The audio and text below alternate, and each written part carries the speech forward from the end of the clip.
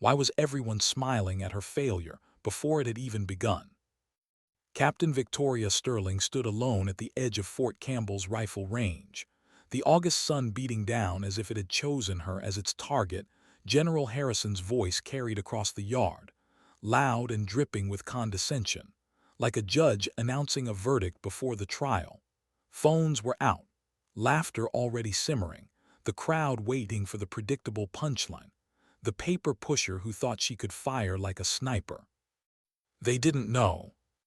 They weren't supposed to. Not yet. The rifle weighed heavy in her hands, but not because of the steel. It was memory, familiar, unforgiving, like shaking hands with a ghost she had buried under another name. She hadn't touched a weapon like this in years, at least not where anyone could see. The weight made her throat tighten, because once upon a time she had been too good with it, deadly good. Harrison grinned, gesturing toward the target, a plate of steel shimmering in the haze. So far away it was more illusion than object. 2,847 meters. Nobody hits that shot, not rookies, not paper pushers, only legends. His eyes gleamed, certain he'd just written her humiliation in stone. Legends, the word cut sharper than the Kentucky sun. She had once been called one, then buried it with her old name. Snickered behind her, didn't she come from logistics? What's next, teaching accountants to storm beaches? The laughter rippled, cheap and easy. Victoria didn't look at them, didn't need to. She had heard worse. She had lived worse. All that mattered now was the steel plate shimmering on the horizon, mocking her with distance and memory. Inside, her chest coiled with a different storm, not anger, not fear, but the old whisper of something dangerous she thought she had smothered. The quiet voice that said, "You can still do this. You never lost it." But if she pulled the trigger, her secret would unravel, 15 years of silence gone. Harrison handed her the M24. Let's see if the legend of the desk officer makes history today. The sarcasm landed heavy. He didn't even try to hide it. The rifle settled into her palms, and the world around her began to dim, wind, mirage, scope. The rhythm of her own lungs, automatic, involuntary muscle memory carving its way through the years of pretending she was just another officer filling out paperwork. "Take your time, rookie," Harrison called out, enjoying the performance. "Nobody expects you to hit it. Hell, you'll be lucky if you even get close." Through the scope, the world tightened into a circle, a shimmer of metal floating above hot air. Too far for anyone here, too far for almost anyone, but not for the person she used to be, not for the sniper they once called Ghost. She blinked, and for a moment the steel blurred into memory. Another horizon, another desert, another lifetime. Afghanistan. 15 years ago. A night she could never escape.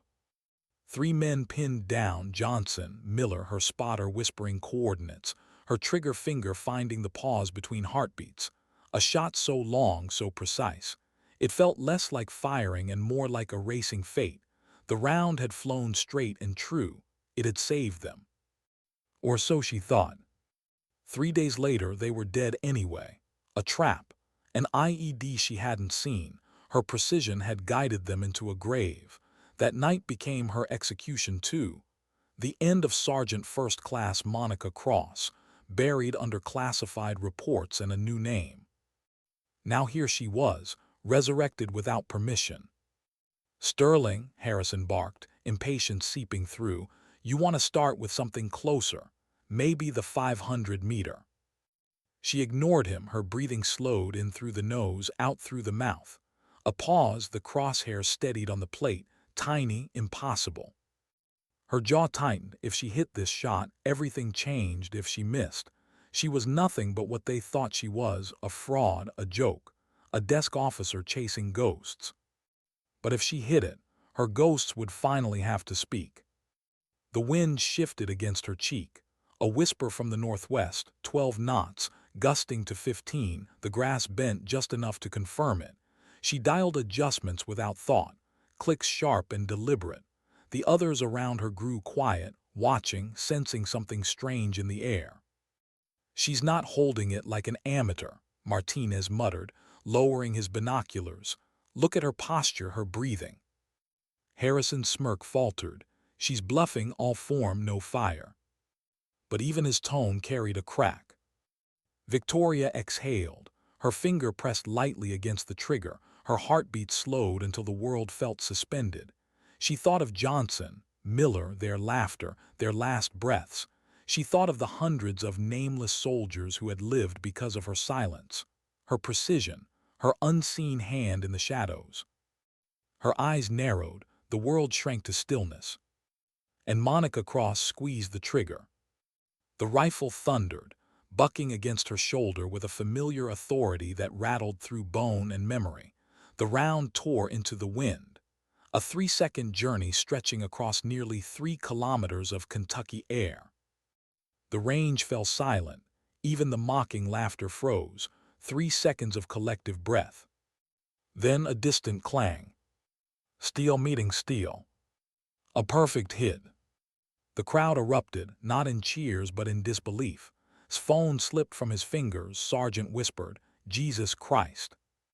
Through the scopes, every eye confirmed it. The impossible shot, a record distance, struck clean and true. Harrison's binoculars dropped. His face drained, twisting from amusement into something closer to fear. For a long moment, no one spoke. The wind whispered across the range, carrying the echo of the impossible shot as though it refused to die. Then Harrison found his voice, low and uneven. That's not possible." But it was, and every officer present knew it. Victoria lifted her cheek from the stock, slow, deliberate, as if rising from beneath water. For 15 years she had hidden. For 15 years she had swallowed the truth. But in the silence after that shot, the weight of all those lies felt too heavy to carry another second. Her gaze met Harrison's, calm, steady, dangerous. "My name," she said, voice quiet but unshakable, "was Sergeant First Class Monica Cross, call sign Ghost." Phones lowered, breaths caught.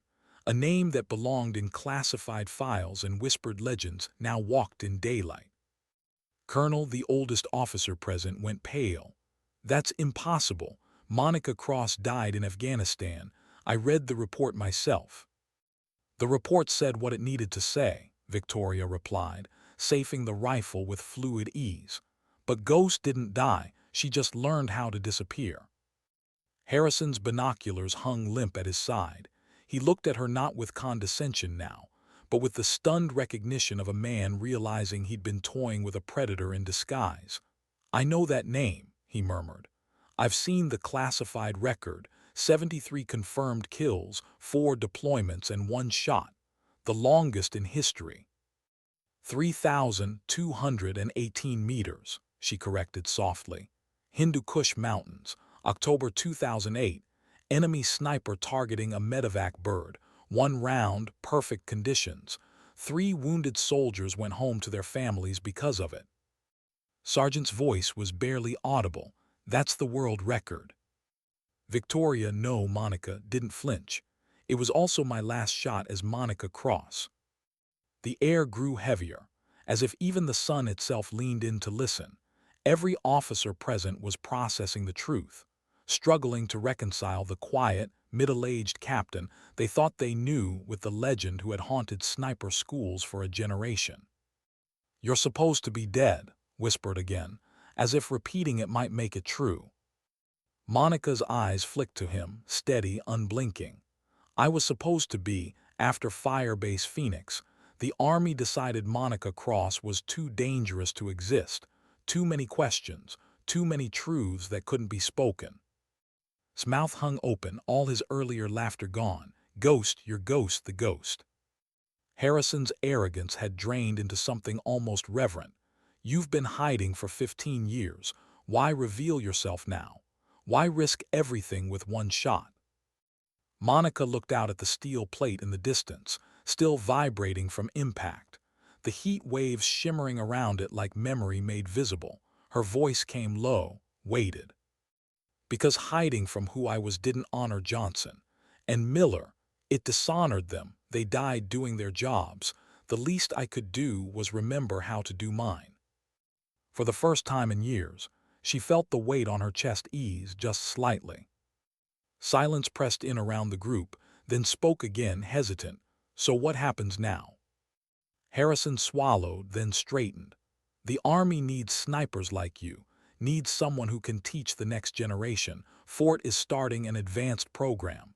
We could use you there, not as Victoria Sterling, not as a ghost, but as Monica Cross. The name hung in the air, alive again. Monica considered it. For years, she had told herself she wanted nothing more than to disappear, to leave the weight behind, but watching these young officers, their eyes wide, their illusions shattered, she felt something she hadn't in years: purpose. "There's one condition," she said. "If I do this, I do it under my real name. No more lies, no more pretending. They deserve to know who's teaching them." Harrison nodded slowly, respectfully. "Then welcome back, Sergeant Cross." Around them the others whispered, not with mockery now but awe. Ghost was back. Yeah. 3 months later at Fort, the legend stood before 12 of the best shooters in the U.S. military: Marines, Rangers, SEALs, Air Force specialists. Each hand-picked, each carrying reputations of precision. They had come to learn how to shoot the impossible. Instead, Monica Cross planned to teach them something else. "Before we begin," she said, chalk squeaking across the whiteboard, "I want you to understand something. You weren't brought here to learn how to shoot. You already know how to shoot." Confusion rippled through the room. A Marine sniper raised his hand. "Then why are we here, ma'am?" Monica wrote a single question on the board. "What is the most important shot a sniper never takes?" The silence was heavy, thoughtful. A ranger finally spoke. "Every shot we don't take is a missed opportunity." "Interesting," Monica said, her tone unreadable. "Anyone disagree?" A Navy SEAL leaned forward, his voice steady but haunted. "In Kandahar last year, I had a commander in my scope, clear shot. But there was a child 20 feet away. I held my fire. He lived to hit one of our convoys the next week. 2 Marines died." The classroom shifted, restless. Monica studied him, her expression unreadable. Then she asked, "Do you regret it?" "Yes, ma'am, I failed my mission." "What if I told you that commander was using the child as insurance?" she pressed. "That killing him in front of his nephew would have created another generation of fighters? What if I told you I had the same shot 18 months earlier, and I made the opposite choice?" The SEAL's eyes widened, the room froze. "I killed him," she said simply. "No civilian casualties, clean kill, and that boy. He grew up to be one of the deadliest bomb makers in Afghanistan. 37 Americans died because I took that shot." The words landed like lead.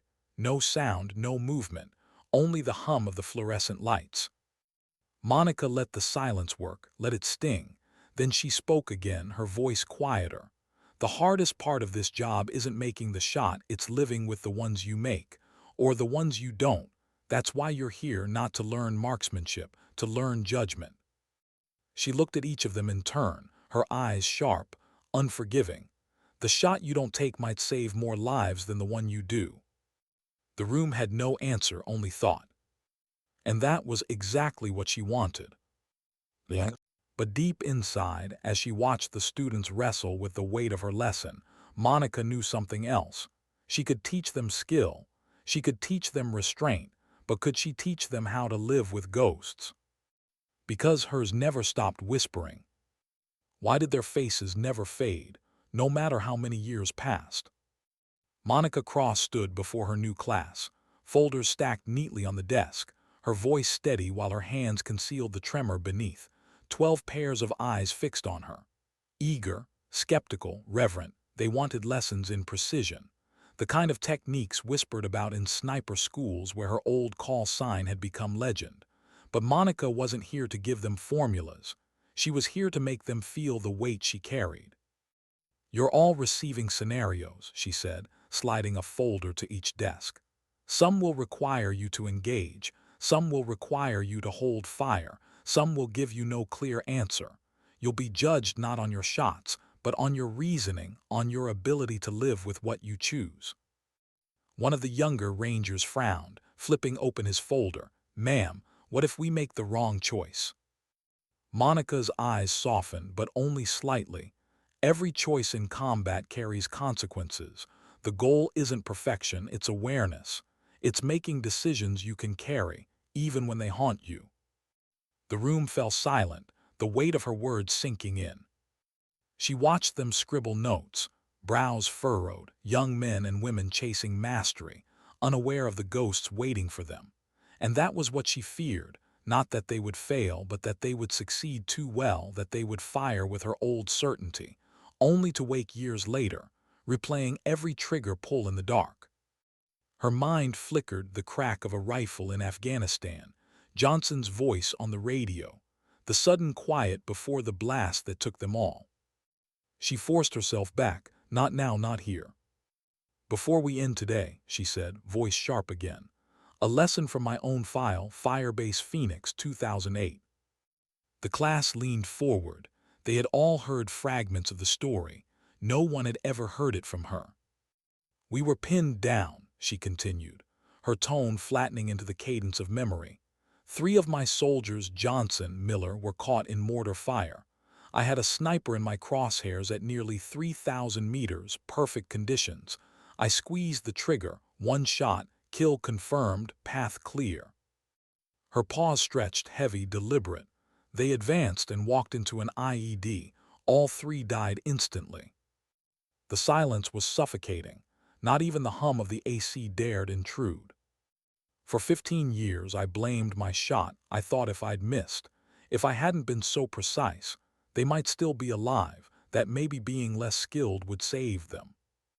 Her eyes lifted, sweeping the class. Some couldn't meet her gaze, some leaned in, searching for a lesson inside the scar. "I was wrong," Monica said finally, voice low but resolute. "My shot didn't kill them. Their mission did. They chose to advance because that's what soldiers do. My precision gave them a chance. Their courage decided the rest." A Marine raised his hand, hesitant. "Ma'am, how do you balance that? Precision with conscience?" "By remembering every target is someone's son, daughter, brother, sister," she answered. "By understanding that taking a life should never feel clean. If it does, you've already lost something you'll never get back." She reached into her desk, pulling 2 photographs. She held one high. "This is Taliban sniper, 18 years old, forced to fight to feed his family. I killed him in 2006. She raised the other. "This is Sergeant Mike, 22, American, killed by 2 hours before I killed, married, daughter he never met." The photos trembled slightly in her hands, though her voice did not. Which life mattered more? The students exchanged uneasy glances. Finally, one answered, "Ma'am, he was one of ours." Monica shook her head. "That's the soldier's answer. The human answer is that both lives mattered, was forced, chose, both left families behind, both deserved a future neither got." She placed the photos gently back on the desk.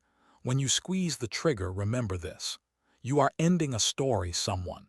Forever. That weight never leaves you. You can carry it with dignity, or it will bury you. The choice is yours." The bell rang, cutting through the tension. Students filed out in silence, the lesson gnawing at them. A few lingered, offering quiet thanks, uncertain if they were thanking her for wisdom or for her honesty. When the room emptied, Monica sat alone, pulling open her drawer. Inside, a single photo. Johnson and Miller, arms thrown around each other, laughing at some forgotten joke. She traced their faces with a fingertip, the lines of their smiles cutting deeper than any scar. "Still teaching," she whispered to them. "Different lessons now, but still teaching."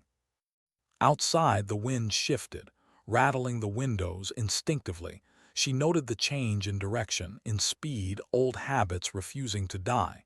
Maybe they weren't meant to. Maybe the point wasn't to bury the ghost, but to give it new purpose. But as she set the photo back, her throat tightened. No matter how many lessons she taught, one question still followed her into every silence. What if she had missed that shot? Would they be alive? Or would she simply have lost them a different way? The question had no answer, and that, she knew, was the true burden of a sniper. What does it mean when the real victories aren't the shots you make, but the ones you do? 6 weeks into the new program, stories began filtering back from the field.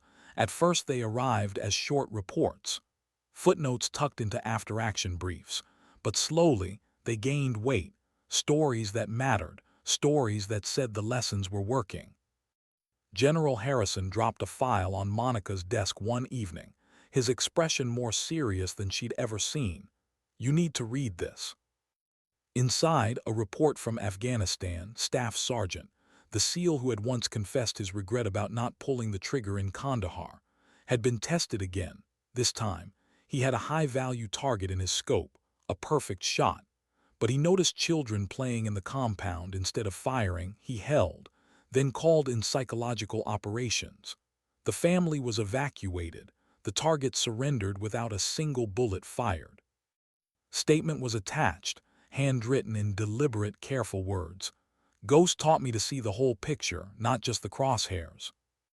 Monica closed the file slowly, her throat tightening. She felt the ghost stir, whispering this time, though. The whisper carried a note of pride. Another report followed. This one from Syria. Lieutenant had tracked an IED cell. The easy choice would have been to engage immediately. Instead, he watched them for 3 days, observed, waited. When special operations finally moved in, they captured 17 militants alive. No civilian casualties, not one. When Harrison read's line aloud, his voice dropped. "I didn't take the shot, I waited, and because I waited, nobody had to die." He closed the file and looked at her. "You realize what you've done, don't you? You've changed the way an entire generation of snipers think about their profession." Monica leaned back in her chair, the words echoing. "Changed, maybe, but ghosts weren't so easily silenced." Because even as she listened to the success stories, she remembered her own failures.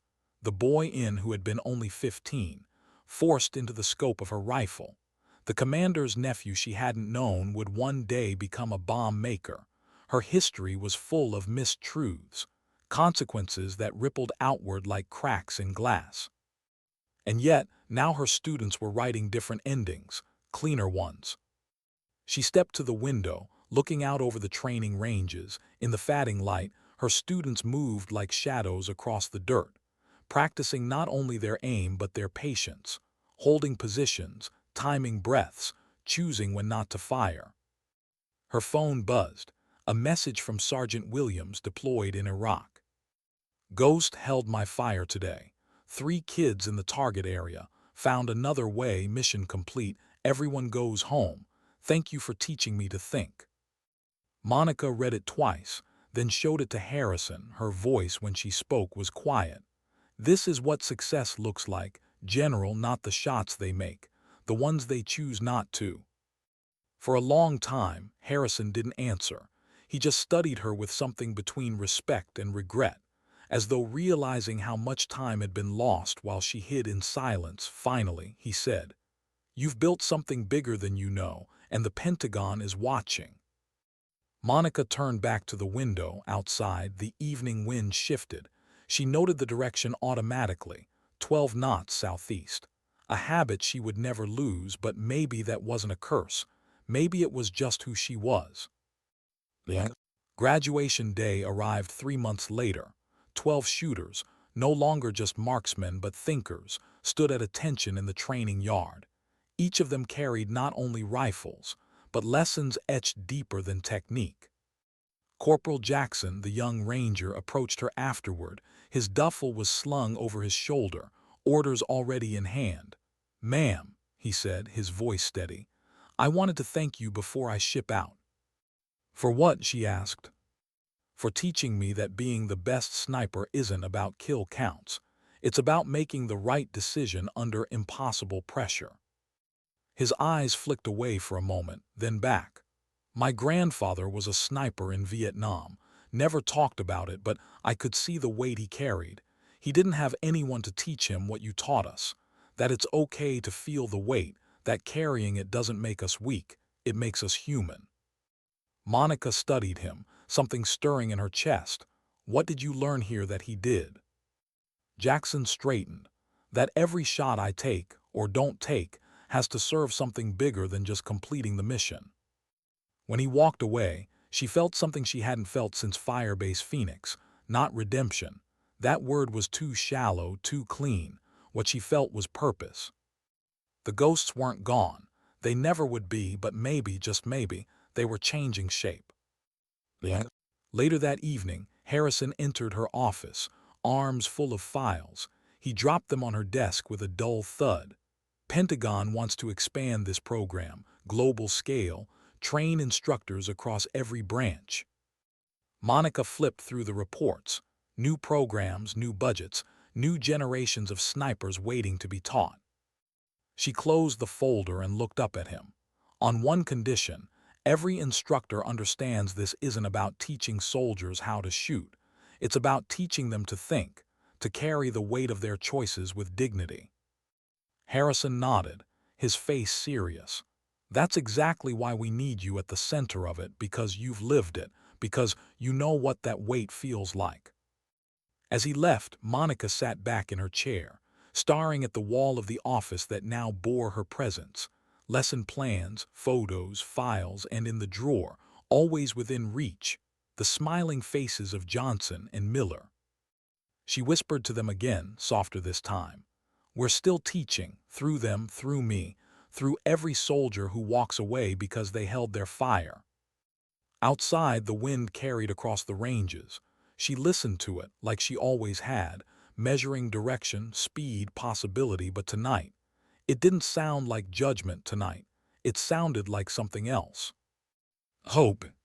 What happens when the greatest resistance comes not from enemies, but from those wearing the same uniform? 3 weeks into the expanded program, Monica Cross found herself boarding a C-130 bound for Nevada. The Army had ordered her to deliver her new curriculum to a joint base training group. A mixture of Army Rangers, Marine snipers, and Air Force marksmen. It was supposed to be a showcase, a demonstration that her methods could scale. But word had traveled ahead of her, and not everyone welcomed the idea. She felt it the moment she stepped off the plane, the eyes on her, the whispers, not all this time, skepticism, doubt. Some of them didn't see ghost. The legend, they saw a soldier who had vanished, reappeared, and now dared to tell them how to do their job. In the briefing hall, an older Marine major leaned back in his chair, arms folded, a smirk tugging his lips. With respect, ma'am, he said before she had even begun. We've been training snipers for decades without philosophy lessons. The mission is simple. Identify, engage, eliminate. Your methods sound more like hesitation than discipline. A low murmur of agreement rippled through the room. Monica held his gaze, calm, still.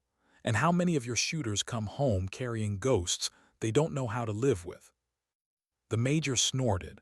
War isn't supposed to feel good. Our job isn't therapy. It's attrition. The fewer of them, the more of us. Her jaw tightened. She could have dismissed him, could have asserted her authority. But that wasn't the way. She leaned forward, voice soft enough that the silence had to bend closer to hear. Do you know how many confirmed kills I had? The major frowned, wary. 70-something according to the rumors. 73, she said flatly. And do you know what that number means to me?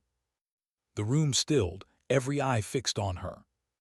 It means 73 faces I will never forget, 73 stories I ended. Some I was proud of, some I still wake up from in cold sweat. Kill counts don't tell you the difference. Kill counts don't tell you which shots saved lives, and which created more violence. The major's smirk faltered, but he held on. With respect, ma'am, if you hadn't taken those shots, more Americans would be in the ground. Monica's eyes narrowed. Some, yes, others. No, because war isn't math, war isn't subtraction, it's multiplication. Every decision you make multiplies consequences. Some of mine into chaos I couldn't control. Her voice caught just slightly before she pushed it steady again. I don't teach hesitation, I teach awareness. Discipline isn't just pulling the trigger, it's knowing when not to. Silence stretched. Even those who had agreed with the major shifted uneasily. Finally, a young Air Force lieutenant spoke up. "Ma'am, can you give an example of a shot you shouldn't have taken?" Her throat tightened. She wanted to say no. She wanted to keep it buried, but the truth was the lesson. The truth was all she had.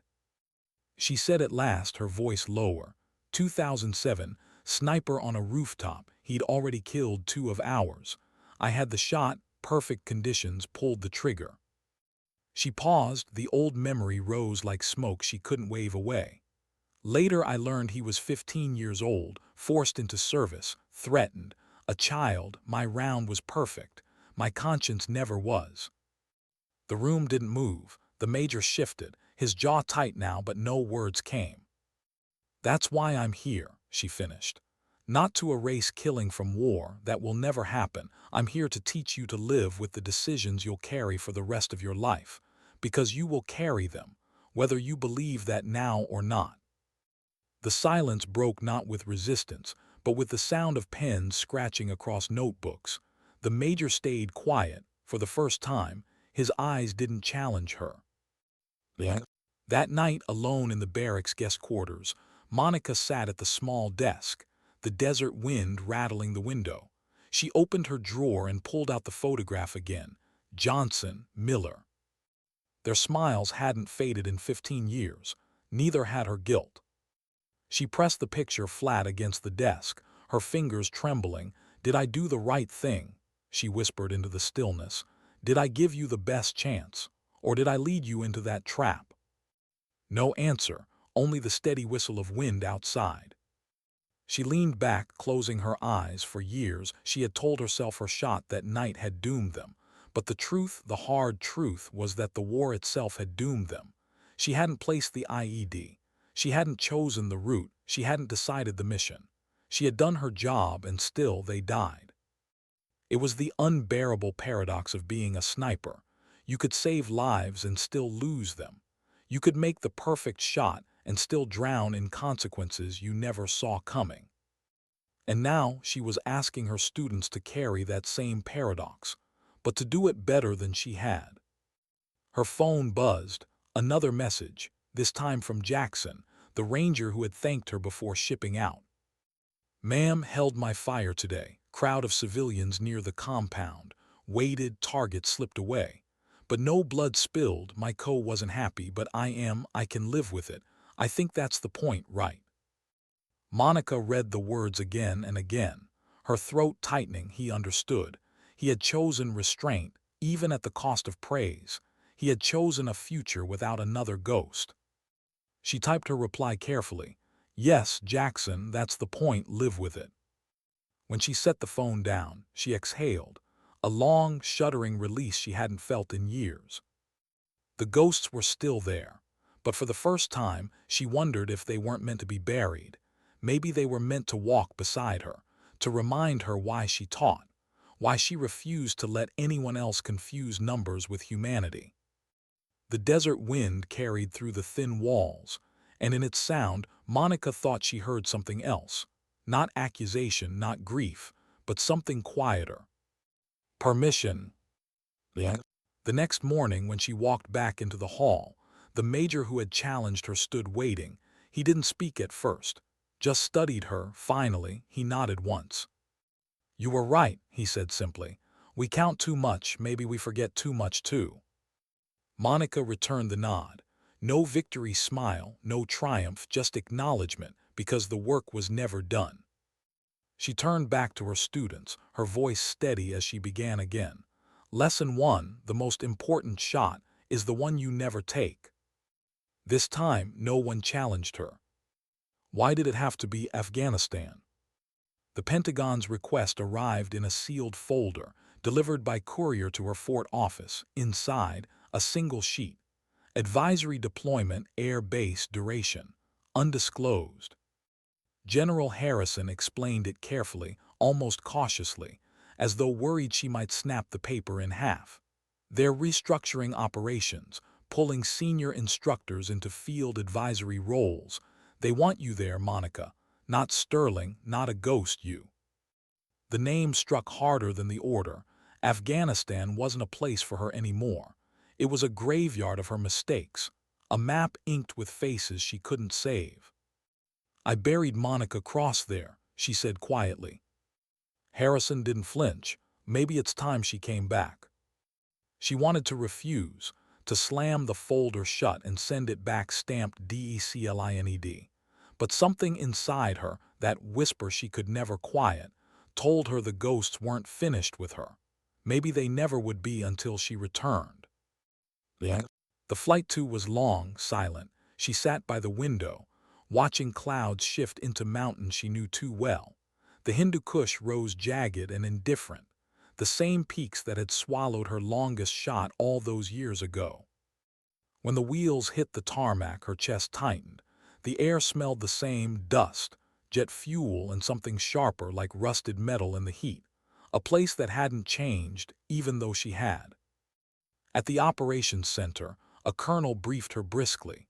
"We're advising Afghan special forces on precision training.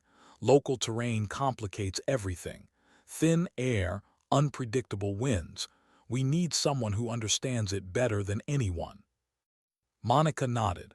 Her body answered before her mind could. She had read this wind before. She had fired through this air. She knew it in her bones. But when she stepped outside, the past rushed in too fast. The light, the dust, the familiar shapes of compounds on the horizon. She felt her breath shorten. Her hand twitched, reaching for a rifle that wasn't there. Ghosts crowded close. Johnson, Miller, their voices, their laughter, their last screams. She closed her eyes, steadying herself. She wasn't here to relive that night. She was here to teach others to survive it. Her first advisory session was with a small Afghan unit, young men with sharp eyes, rifles worn from use. They listened carefully, respectful but wary. She explained wind drift, elevation, breathing techniques, but as she spoke, one of them asked through an interpreter, "Have you killed many?" The question silenced the group. Monica felt the weight of their stares. She could have lied, she could have dodged, but lies had built her prison once before. She wouldn't step back into it. 73, she said. The interpreter hesitated, but translated gasps, wide eyes. Another soldier asked something else, urgent. The interpreter frowned. He wants to know, how many do you regret? The question hit like a shot. She hesitated, her mouth was dry. All of them, she answered. The interpreter translated. The young men nodded slowly, not shocked, not disbelieving, simply understanding. And in their eyes, she saw something she hadn't in years. Not awe, not fear, recognition. They carried ghosts too, different uniforms, same weight. That night, Monica walked alone along the wire perimeter. Beyond it stretched the desert, endless and black, scattered with stars too bright for comfort. She stopped, staring at the horizon. Somewhere out there, Firebase Phoenix lay in ruins. The dirt still held the pieces of Johnson and Miller. She whispered their names like a prayer. "I'm back. I don't know if I should be, but I am." The silence answered, heavy and unbroken. Then footsteps. Colonel, older now, his face even more lined, he stopped beside her. "I knew you'd come back here someday." She didn't turn, and why's that? Because ghosts don't rest until you face them. His words cut deep. She closed her eyes. He was right. Shifted, his tone softening. "They've kept the site, Firebase Phoenix, not an outpost anymore, just wreckage.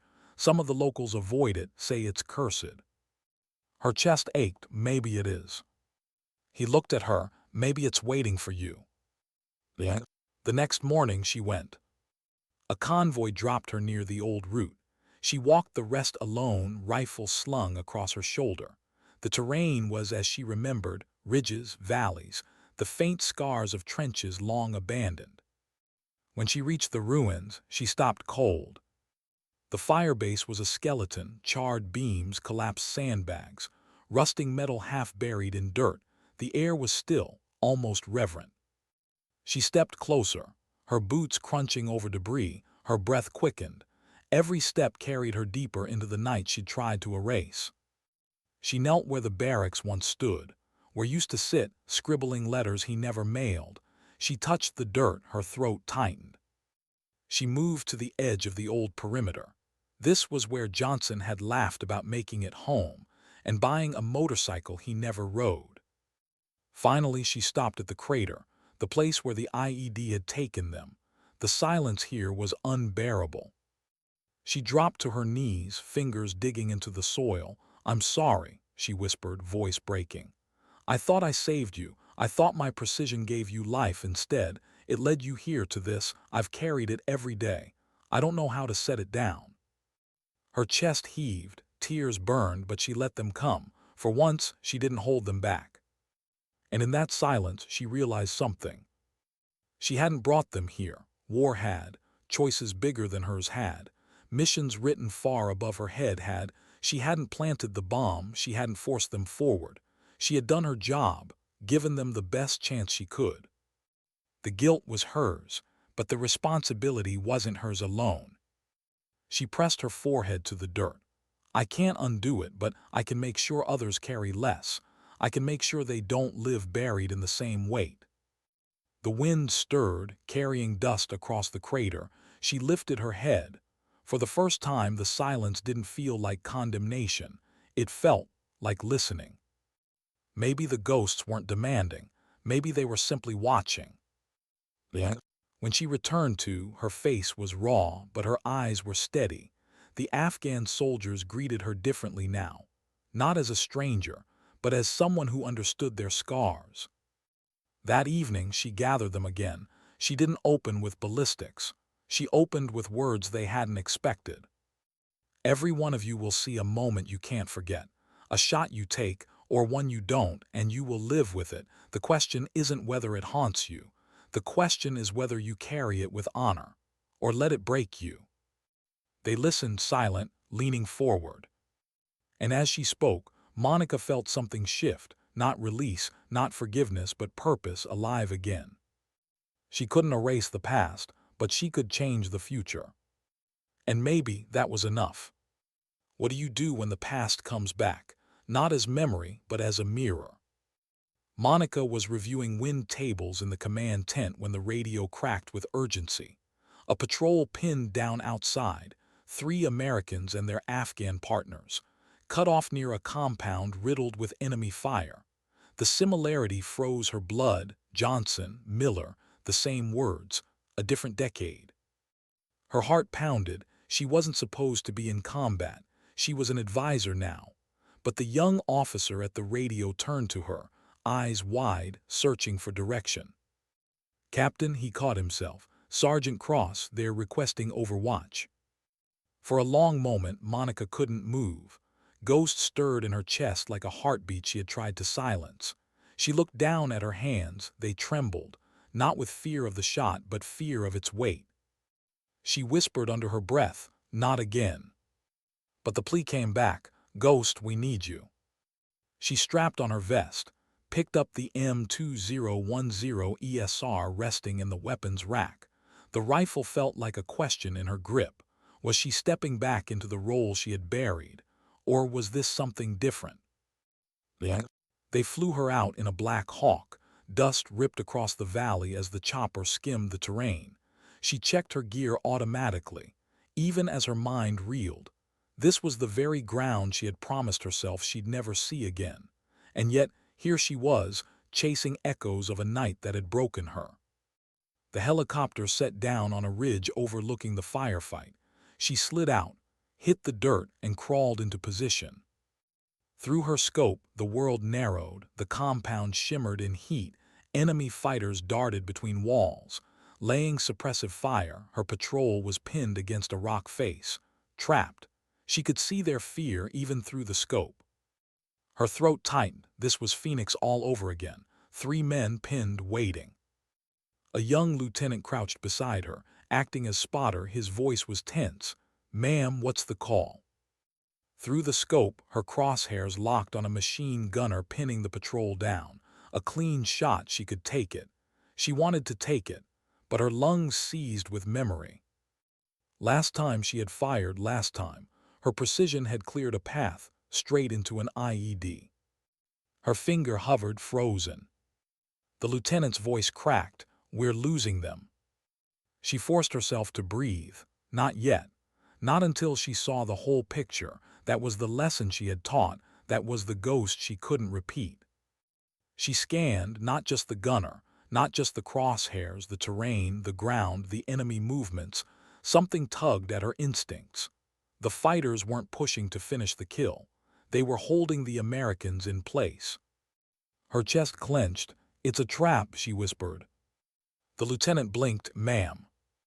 They're not trying to kill them. They're channeling them. Look at the path of fire. They want them to move left." She adjusted the scope. Sure enough, she saw faint ridges of disturbed dirt. A likely IED line. The memory nearly buckled her, but she steadied. This time she saw it. This time she would not lead anyone into it. "Radio them," she ordered. "Tell them to hold position. Do not move left. Repeat, do not move left." The lieutenant relayed, his voice urgent. Seconds stretched, bullets cracked overhead. The patrol stayed pinned but alive. Monica drew in a slow breath. Her finger settled at last. The gunner came back into view. She waited for the pause in wind, the rhythm of her heartbeat. Then she fired. The round cut through the heat, struck true. The machine gun fell silent. Another enemy scrambled for position. Another shot, clean, precise. The tide shifted. With covering fire, the Americans and Afghans pulled back. Not forward, away from the channel. Away from the trap. Her radio hissed with relief. "Ghost, this is Bravo team. We're clear." Repeat, "We're clear." She exhaled. For the first time in 15 years, the echo of a firefight ended differently. Not with death she couldn't undo, but with lives intact because she had waited, because she had seen. She lowered the rifle, her hands trembling. The lieutenant beside her looked stunned. "How did you know?" She wiped the sweat from her brow. "Because I've made that mistake before, and I refuse to make it again." Back at the story spread fast. Ghost had returned. But this time, not as the sniper who made impossible shots, as the mentor who saved a patrol not by precision alone, but by judgment. That night Monica sat alone again, the photo of Johnson and Miller in her lap. She touched their faces, voice breaking. "This time I saw it. This time I stopped it. Maybe it doesn't fix what happened to you, but maybe it honors it." She felt the ache ease, not vanish, never vanish, but shift. The guilt had been her chain, but now maybe it was becoming her compass. Her phone buzzed again, a message from Sergeant deployed elsewhere. "Held my fire again today. Called in intel, saved a family. I owe that lesson to you." She typed back, "The hardest shot is the one you don't take. Remember that." She set the phone down, staring out at the mountains silhouetted against the moonlight. The Hindu Kush, eternal, jagged, unyielding. The same mountains that had once swallowed her soul now stood like witnesses.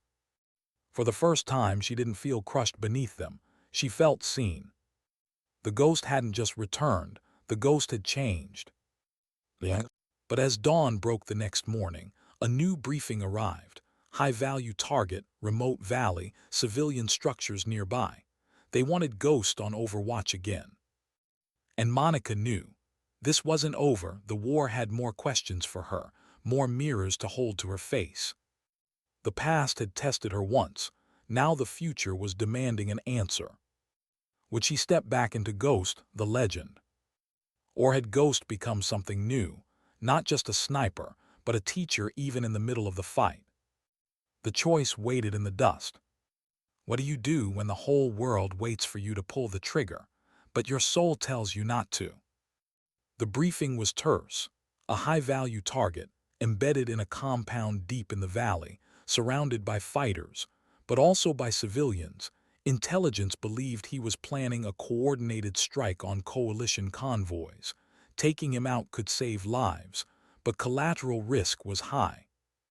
Monica sat at the edge of the table, her jaw tight, all eyes turned to her, waiting. Ghost had returned to Afghanistan, and they wanted the legend. "Can you make the shot?" the colonel asked. Her answer was immediate, yes. But inside, her chest coiled. The shot wasn't the question, the consequences were. She flew out with a small Overwatch team, helicopter blades cutting the thin air. As they approached the valley, she saw it, the compound nestled between ridges, walls worn and sun-beaten. Children played in the yard, women moved between doorways, fighters loitered on rooftops, rifles slung. She lay prone, the rifle steady beneath her. Through the scope, the target appeared, a man in his 40s, beard thick, voice loud as he gave orders. He was exposed. This was the chance. Her spotter's voice was eager. "You've got him, ma'am, say the word." Her finger hovered against the trigger. Everything she had ever been, every legend whispered in barracks and briefing rooms, said this was her moment.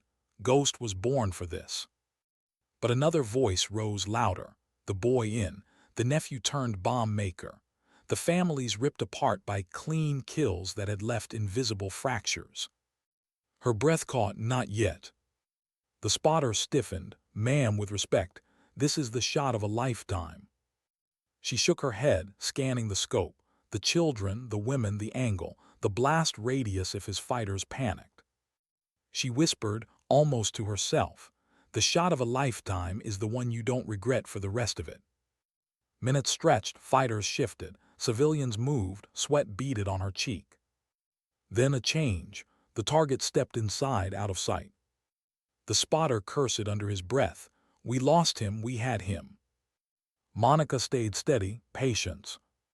For 2 hours they waited, the sun arced, shadows stretched, her arms ached. Ghost's old discipline kept her still. Finally, movement. The man emerged again, this time climbing into a vehicle. Civilians cleared away. The children ran inside, the yard emptied. Her crosshairs settled. The moment had changed. The line between combatant and civilian was clear now. She breathed steady, found the pause between heartbeats, then squeezed. The rifle thundered, the round cut through the valley air, straight into the windshield. The target slumped, lifeless. Chaos erupted, fighters scattering, civilians fleeing, but the collateral was zero. Her spotter exhaled hard, direct hit, clean. Monica pulled back from the scope. Her face was calm, but inside, her chest felt raw, not from the shot itself, from the weight, from the knowledge that restraint had saved lives just as surely as her bullet had. Yeah. Back at the debriefing was tense but respectful. Command praised the elimination, but what lingered was the way she had waited, the restraint. Later that evening, Harrison's voice came over a secure line. "I read the after-action. You didn't just take the shot. You rewrote the book on what it means, too." Monica sat in silence for a moment. Then she said, "I don't want Ghost remembered for her longest kill. I want her remembered for the patience that saved lives." There was quiet on the line, then Harrison's voice softer. "That's already happening." Yeah. Her final night in Afghanistan, she returned once more to Firebase Phoenix. She walked the perimeter in the dark, stars wheeling overhead. The ruins were quiet, the crater still raw beneath the moonlight. She knelt there again, fingers brushing the dirt. "I saw it this time," she whispered. "I stopped it, Johnson, Miller. I can't bring you back, but I can make sure no one else dies the same way." For the first time, the words didn't feel like apology. They felt like promise. She stood slowly, the wind lifting her hair, the valley stretching endless around her. Ghost wasn't gone, she never would be, but Ghost was no longer just a sniper in the shadows. Ghost was a teacher, a guardian, a reminder. And maybe that was enough. Yeah. Months later, back at Fort, her classroom was full again. Another 12 students, another generation of sharp eyes and steady hands. She began the way she always did, chalk scraping across the board. "The most important shot is the one you never take." The room was quiet, listening. Monica turned back to them, her voice steady. "You're here to learn precision, but more than that, you're here to learn conscience. Every shot carries a weight, carry it with dignity. or it will bury you.